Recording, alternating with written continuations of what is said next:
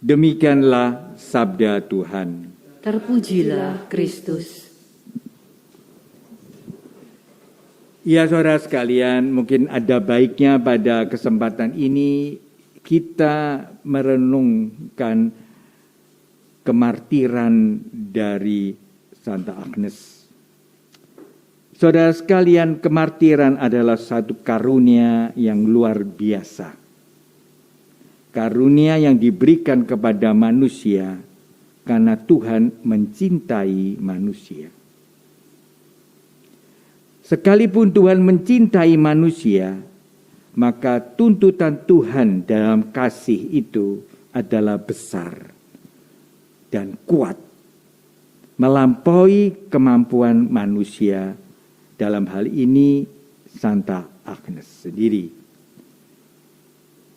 Kita di dalam kelemahan manusia, di dalam keterbatasan manusia, dalam kehalusan juga, kelembutan maksud saya, manusia seperti Santa Agnes ini, terdapatlah kekuatan Allah.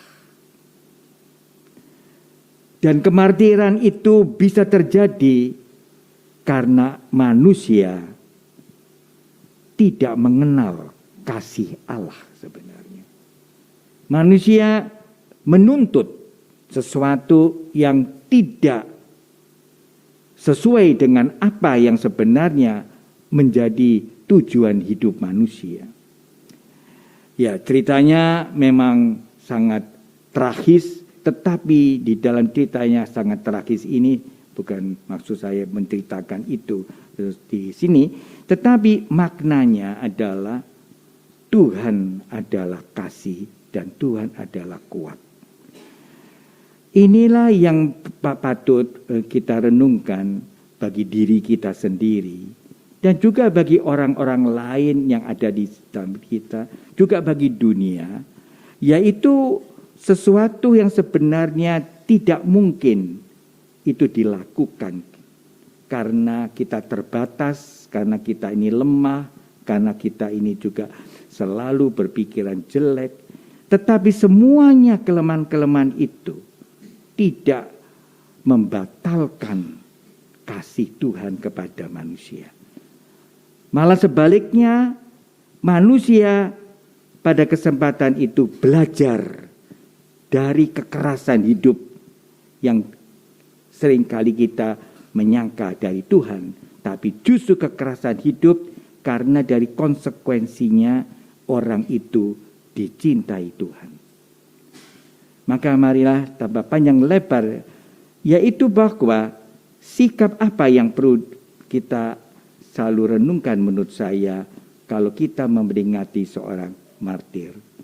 Di situ kita ditemukan kebesaran Allah hanya dapat dirasakan kalau orang itu merasa kecil. Merasa rendah hati, bukan orang yang mengandalkan keuangannya, kehidupannya, kepandaiannya, kesehatannya, bukan itu.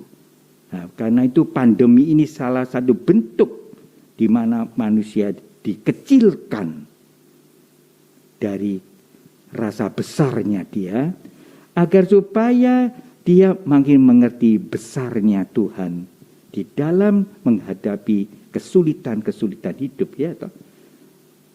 Protokol kesehatan itu tidak gampang. Tetapi kita belajar menjadi orang yang melayani orang lain. Bertanggung jawab kepada hidup yang Tuhan berikan untuk orang lain. Jadi kita belajar bahwa salib Yesus itu adalah kasih penuh korban karena Yesus mencintai manusia. Dan balasannya manusia adalah kesetiaannya kepada Tuhan.